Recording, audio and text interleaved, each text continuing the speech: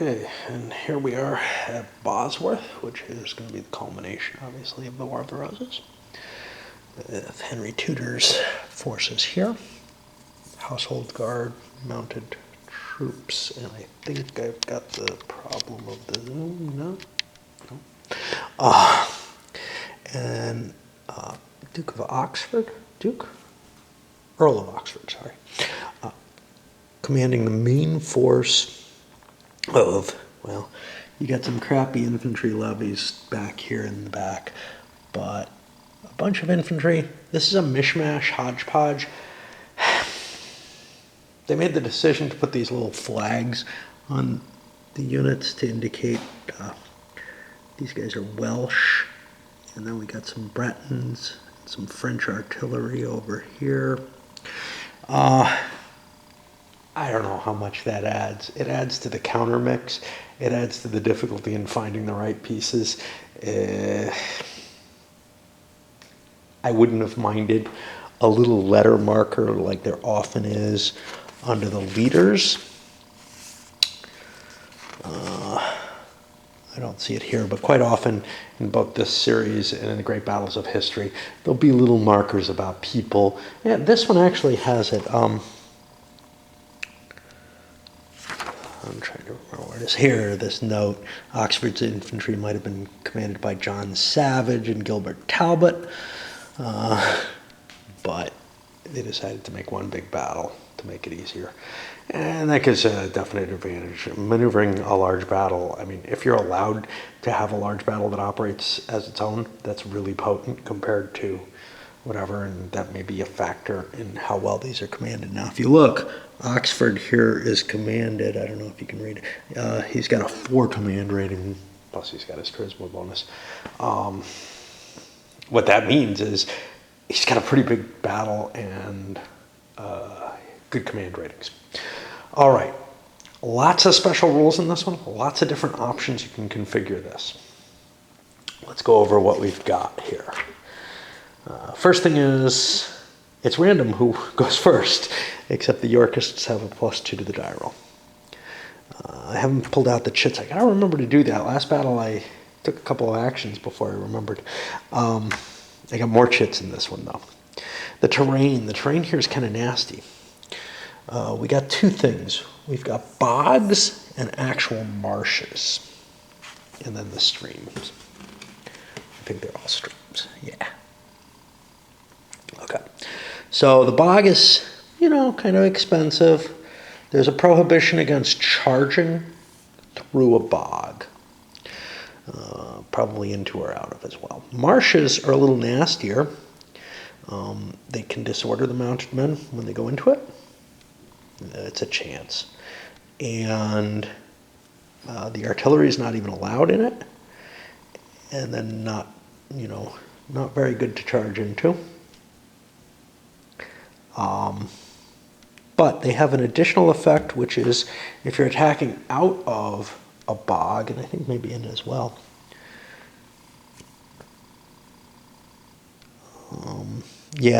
Mounted men have a chance of becoming unhorsed and obviously disordered and everything because of that. So you really don't want your cav fighting in the actual bogs. I'm sorry, the marshes. The bogs they can't charge through, that's all. And they're expensive. The stream itself is pretty weak. Costs an extra movement point for artillery, and that's it. I think most of the water that we've seen has had a little bit more effect, I guess, on horsies. Anyway. And then we got some slope up here. And to add to the excitement, we've got the Stanleys sitting up here with their intentions unknown. We also have the Earl of Northumberland with his intentions somewhat unknown. He's showing up with Richard III's force, but he never engaged. So, let's start going. All right, so the first thing is Northumberland, the marshes of the battle, we already have that. Timed engagement. The Yorkists have a 12-point timer on them. which means they're going to be forced to try to defeat the Lancastrians here. I believe all the artillery is supposed to be unlimbered. It better be, because actually it doesn't specify that I see. Sometimes that's hard to find. It doesn't specify. Some of the scenarios it's specified, but I'm leaving it, I don't know, it might make sense to limber it on the Lancastrian side, because they would like to get their guns a little bit closer. Long-range firepower, basically both sides, they don't have to do this, but have put their artillery in sort of the most inhospitable terrain that they can, so that they hope the battle doesn't happen near that. I mean, it's great if it does, because at least the artillery gets to do something then, I guess. I don't know. Okay, Northumberland himself. So, first of all, Northumberland has an activation number 1, which means he's shit. Which has nothing to do with his command, his capabilities as a leader. There's a Henry Percy, a Henry Percy. There are quite a few of them. If you're doing either an activation or a free activation, you have to roll the die to activate him. If you fail on a free activation, the free activation is completely wasted. I think you can use him directly on a seizure, however. Okay. There are no modifiers to seizure die rolls. Yes. He cannot be included in any army activation. The maximum die roll modifier. Okay, he's going to have a die roll modifier in his place, which every 2 Lancastrian units or leaders who've been eliminated over the number of eliminated Yorkists give a -1 to his activation die roll, which could get him, up to essentially a 3 with that -2. And each time he successfully has been activated, which we have a little counter to track, he gets another -1. Now, again, the total is limited to -2. So you may be able to get him into play. Now, he has a force that's equivalent to Richard's force, a small quantity of mounted men-at-arms, about equal to what Henry has, and a pile of infantry. Probably would be very helpful. The Stanleys. The Stanleys have a number of different configurations. The base game rules are the Lancastrians, and they're related to the Lancastrians. Pull a bunch of these Stanley chips that are red, drop them in a cup, they get to draw one of them, and from then on, they can use a free activation. I'll show you what one looks like. They give you a die roll span less than or equal to that you have to hit. You make a roll, and if you get in the right range, you can activate the Stanleys. And I think you get a free activation on one of them immediately, and then from then on, you can play with them as you like. That's not good enough for me, though. I'm taking 2 of the options with the Stanleys. One of them is, hey, they could have come in on the Yorkist side. York also has a set of chips. Now, York doesn't have quite as good a set of chips, and they don't start with one in their hand. Now, why that's important is because when you get a free activation, you can play a Stanley counter and try to mobilize them. You can return it to the cup, which doesn't seem like a particularly useful thing because there's no real penalty to trying to roll for them, except that you lose the counter that you had. It goes into the cup. Or you can draw a counter from the cup. So if you fail once, then it's going to take you 2 actions to get it back, but it would do the same if you had a lousy counter there. Now the Stanleys are modified by who's near them. And in the base game, if Tudor, that's a reason to have him fighting over on this side. Maybe I want to shift this over here. Stupid stream. I'm going to shift this over here and get Tudor to move over in that direction. This is an important aspect, and I had already inadvertently done it with Richard III. But if Henry Tudor ends up within 8 hexes of either of the Stanley leaders, that gives him a -1 to the die roll. But if Richard III is within 12 hexes, that gives a +1, a penalty for Richmond to get, Richmond being Tudor, to get the Stanleys on his side. The mirror of that applies for the Yorkists to get them. So if Richard III is within 8 hexes of one of them, he gets a bonus. If the future Henry VII is within 12, he penalizes their chance of doing that. And that, I think, is the only modifier in play for them, which is a little odd. I don't feel like the only facet that should be in play is whether or not someone's there. Like Northumberland, I feel like they probably should have some degree of, yeah, it looks like somebody's winning and coming on their side. And there's another option, which is the Stanley Steamroller. They're able to, okay. So when they first come in, they get an automatic activation if they succeed.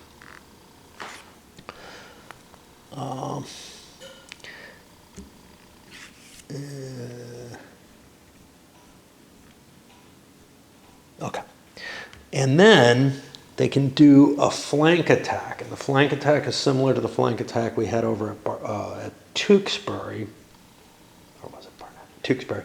And we didn't actually use it, even though it was in the rules we were playing with, which is to say, whoever activates that first time can keep rolling for continuations until they fail. If a failed seizure comes in, it resets their number, and they can just keep rolling over the enemy. And that can be pretty potent, especially since people are probably going to be fighting over here to try to convince them to join their side. All right, that's what we're playing with. Now, what else is there? Well, there's an additional move to contact, which is really more of a meeting engagement type situation. I wasn't sure whether or not, I kind of like meeting engagements and prefer them, and I don't see any terrible reason not to do it, but I don't have enough of the history here to know when they kind of camped and set up their lines, and I feel a little weird playing around with that. The information about Bosworth isn't that good, though, so maybe a meeting engagement would be reasonable. And then there's, in addition to that, a traditional deployment, which is a now unaccepted belief in how the deployment was placed there. And that one actually has Northumberland off map, which of course would be more of an explanation of why he didn't engage if he maybe wasn't so close. I don't know if that's a propaganda thing to keep him from seeming like kind of a bad guy here.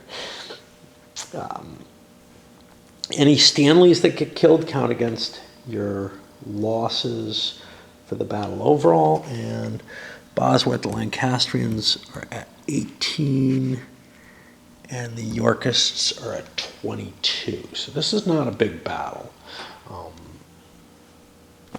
And I guess that's it. That was a lot of words for just the intro, but there's a lot going on here.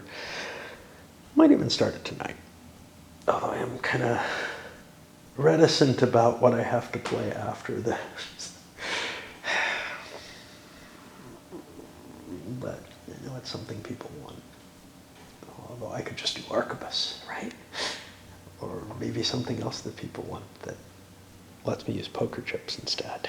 Okay. Not sure if I have this zoomed out as much as it should be, but a little unfamiliar. It's been a while since I've been playing. I did things. And the Yorkists won the die toss, got the first activation, and you can see Gloucester pushed forward. He actually got 2 activations in there.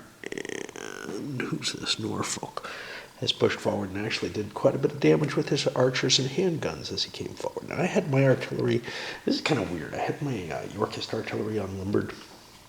The Lancastrian artillery was limbered. I think I want to unlimber it and shoot because I'm getting advanced on. And it's not going to last much longer. This stuff dissolves pretty fast when it's attacked by the archers. The one problem I have, and this is my own fault for my setup, is I set up my cav, my mounted men-at-arms over here. Well, the Lancastrians had a bunch of archers there. I think the Yorkists had to set up first. If they didn't, this was pretty bad.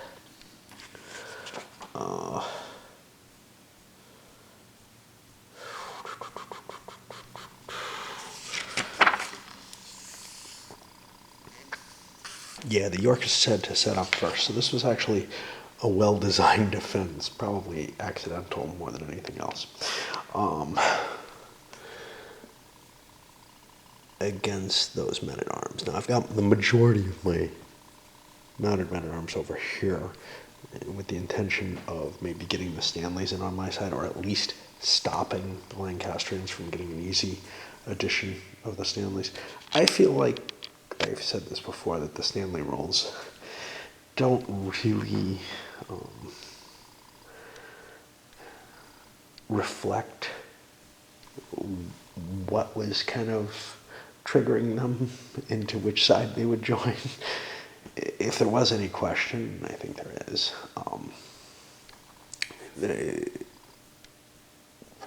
how things were going on the battlefield affected them more than just, oh look, Henry and Richard are near us somewhere, and or Richard are near us. Anyway, I also drew my chits, nothing too exciting there, except he got a good mobilized Stanley's roll, which, hey, maybe I just bring him in, you know. I just go try to rampage if I can, but I've got better than, well, he's actually in range of Richard now. Richard's like kind of paralyzing, so it's less than 50-50. Do I want to spend my chit on that? Or do I wait and maybe get hammered some more? Because this was pretty painful, actually. At least the advance here. No, can I do better? Well, now I've got to recover units, and this archer got picked off from a longer range by the artillery. That's not going to happen anymore because I've screened the artillery. Although, actually, I could move the infantry forward and fire the artillery. And for the Tudors, they got a couple of continuations there. Basically, some firepower, returning back to hit Norfolk. And then also, Henry pulled over here, get himself into the game with the Stanleys. I'm probably going to trigger that call pretty soon, I guess. 1, 2, 3, 4, 5, 6, 7, 8. I got to advance once more, which means maybe we may actually engage over there before I fire it off. And if they don't come into play on the first roll, then I still have an advantage over the Yorks in triggering them, but it's less of a big deal. The other advantage the Tudors have, or the Lancastrians supposedly, I guess, is this one big command under a good leader. York only has one 4-point leader over here. The 3-point leader is pretty sort of average, whereas all of the Lancastrian side counts as 4-point leaders. And then I've got the opportunity that maybe the Stanleys throw in. They're a little bit more on my side than on the Yorkist side. This is an interesting scenario because, I don't know, I just saw a turn go by where just running only one operation here, who is this, Norfolk here, by Howard, right? Yeah, I think so. Where you really got to see kind of the combined arms aspects of this. So I was hoping to be able to outshoot at least this disordered archer here. Well, that didn't go well at all. But had I been able to blow away some of the archers, then these two mounted cav up here would be freer to operate. If I just send them charging in, the archers probably are going to hurt them. So given that I don't have a whole hell of a lot of cav there, and I can't do like some sweeping charge across the whole thing, I want to try to limit his firepower. And it's not like he has a whole lot on this side, and he needs that to protect him as well. The archers are very important against the charges. We also got to see I took away his artillery, which is a big deal because I'm close enough. They could shoot up my handgunners, which they're not very good against the archers because the archers get the firepower back. The archers are the kings of the battlefield here, really. I mean, the longbowmen, and they're, oh, these are just plain archers. Awesome. I could outshoot them. Anyway, I guess that's about it. I'm taking things really slowly. There's some weirdness going on in my life, which is distracting me. It's hard enough to just get my work done. For the Lancaster stand-ins, we have just a massive attack on the archers of Norfolk's center, Oxford, or front, whatever. Oxford's troops just slamming forward. They're a larger contingent, so they can kind of get away with it. Plus, we traded some fire, but not to great effect there. I'm looking in again because it seemed not only kind of important, but also I've got something else to show. Devere Oxford did not do very well, in part because, hey, I sent just levies forward. They can't even attack. Oops. Well, that's life. But I didn't have any real good effect. The only thing I got was disrupting one guy with one of my infantry.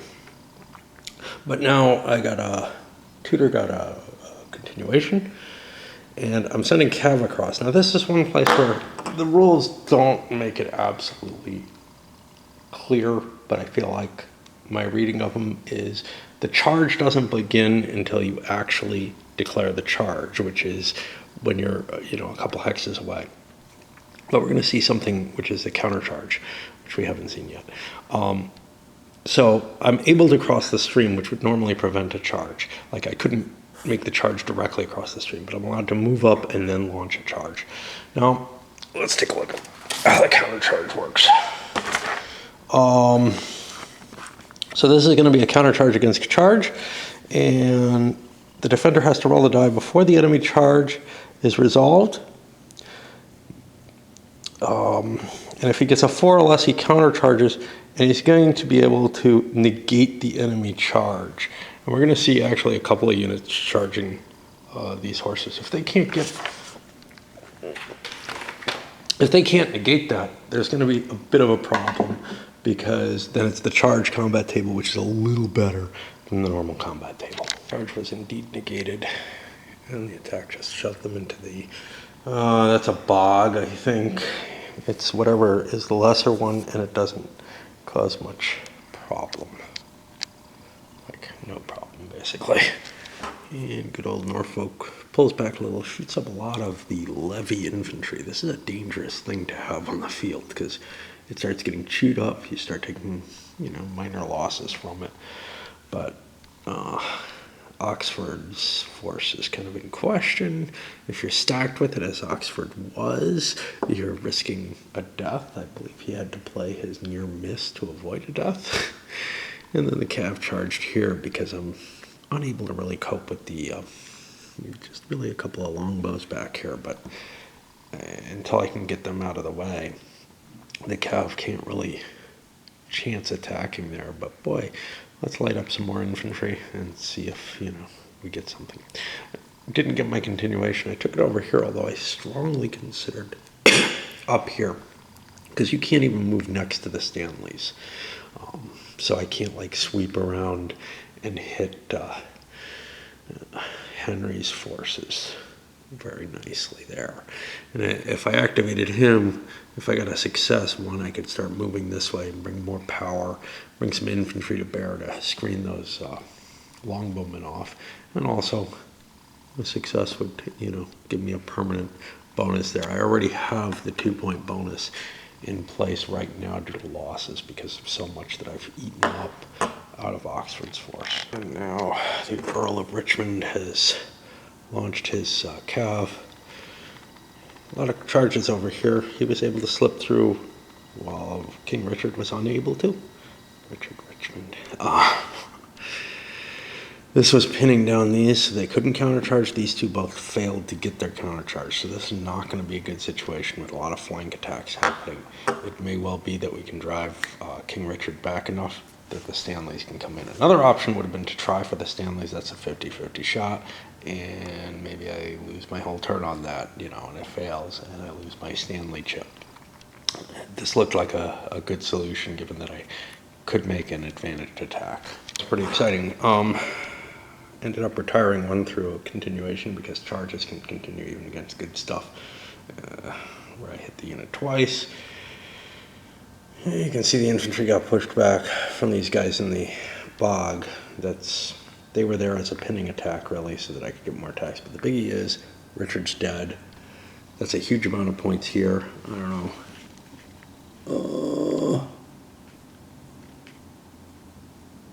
Yorks and Bosworth. They need a 22. So actually a 9 could end this game right here.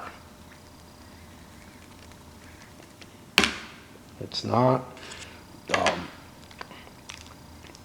Then Oxford wanted to do a continuation. It was a seizure attempt, a seizure negation. Continuation failed anyway. So now we're up to the Yorkists with a serious problem. And I forgot about this. Richard would have lost the game. Well, I mean, he lost his life, right? But the Yorkists would have lost. I rolled a 9 for the end of turn, but I forgot. I'd used a battle cry to rally that archer beforehand. And, ew, I forgot completely about these guys. Let's do that attack as well. Men-at-arms versus infantry is hard to find on this battle because of the way things fold. But no worse. Okay, so it's only +1. No worse than if they were on separate folders or separate sheets. So +1, +2, regular shock on a disordered unit.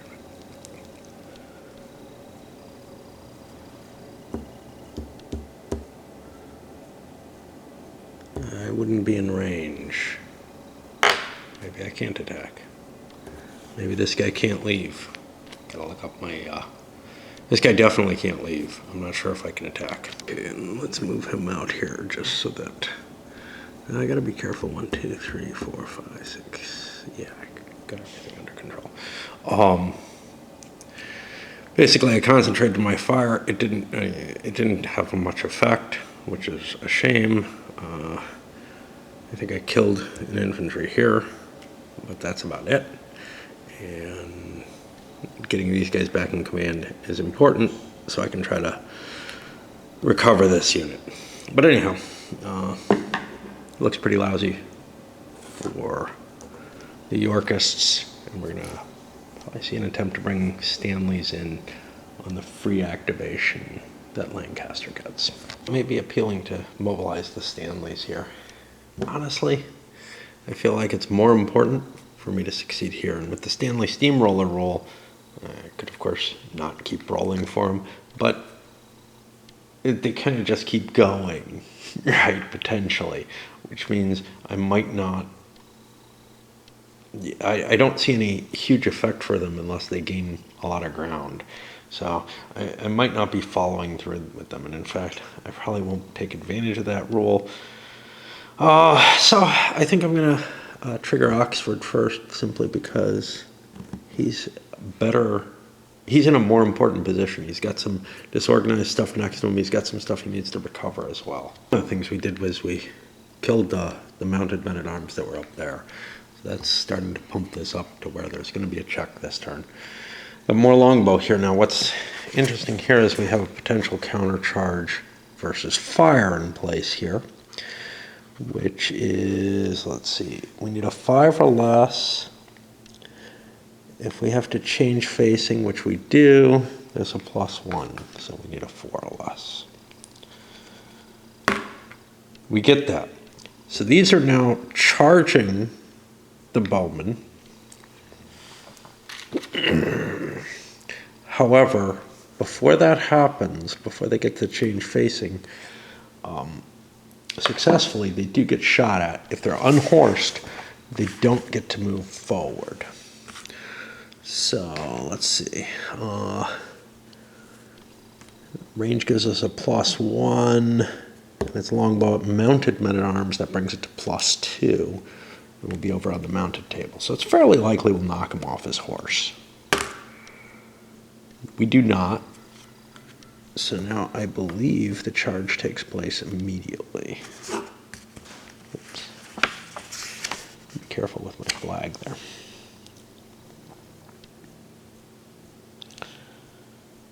Yeah. So now, and yeah, I'm going into a bit of detail here, but I think we're close to the end of the game. We have mounted men-at-arms, find this, up against longbowmen. So we're up +3 on the charge table. We did not have to move or anything like that. I don't think there's a counter-charged shock attack. That's different. I think we're fine. So this is a charge at +3, which is pretty potent, actually.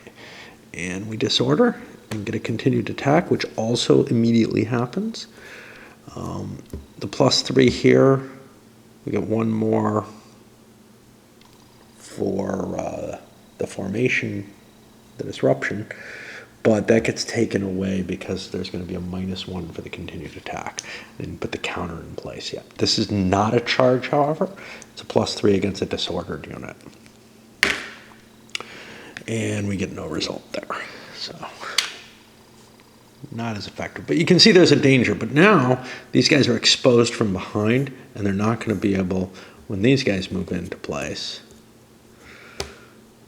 they're not going to be able to do a counter charge against them because they can't get them in with one vertex move. So go back here. We're at +2 on the fire table against normal mounted units. This time we get the 5, we unhorse them. This will be a disorder as well. And swept in and finished off those disordered guys. Over here, not a good situation. We managed to hit one of these and disorder them, but our own troops moving in on the archers did not survive well. And at this point, we have to make a check. So he's at 18, looking at 22.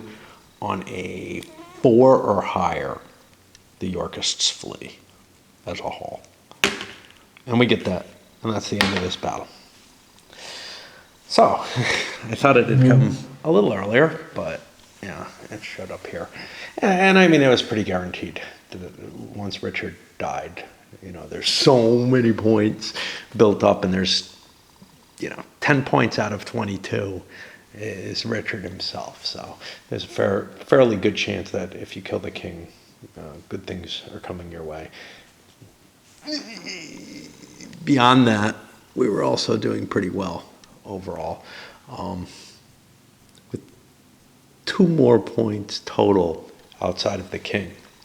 But having a king on the field is actually kind of a dangerous thing because they're worth 10 points, whereas the other leaders are worth only 5. I don't know. There's probably scenarios like if there was a Simon de Montfort where he's so important to the situation that he counts essentially as a king. I don't know. The Simon Says stuff, which is much an older version of the system. I don't know what it handled. It's been a long time since I played it. I'm not going to do a review for this. The series feels very much like the Infidel Men of Iron series. It's continuing on. There's some minor changes to it. It's getting bulkier, which may be good or bad, but I think I went over that in my introduction, and I just don't see too much value to doing a full-on review. What about the wrap for this particular one? This is It's an interesting scenario. I mean, it. I had higher hopes for it than it played out. I think I enjoyed the big one the most. What the hell? Was that Towton? I think it was Towton. Maybe Tewksbury. No, Towton. I certainly enjoyed the later scenarios, the larger ones, more than the smaller ones. This is one of the larger ones, I guess. And that may be part of the factor in there. I like a lot going on in my battles. Most of the scenarios in this game are pretty small. They're things you can fit in a fairly small amount of time, actually, a couple hours or something, instead of, and that's true with a lot of the GBOH stuff too. It's just, it kind of falls from my memory because I'm so used to the really big battles or something, right? This doesn't have anything too big. It's got the one that's kind of large, and the rest are really pretty small battles. Some of them very tiny, like the first St. Albans was really tiny. I don't feel like there's a lot of room to explore the system in those, but give me anything medieval and I'm kind of happy. Regardless of, as long as it gives a certain level of detail. I did the Great Medieval Battles recently, and I kind of like this better. This feels less geometrical and more GBOH-ish, more story driven, which is, I guess, the side of the gaming hobby that I'm more involved in. All right, let's send this up, and I don't know if I can find the energy to do something after this real soon. I'm having my personal issues and whatever.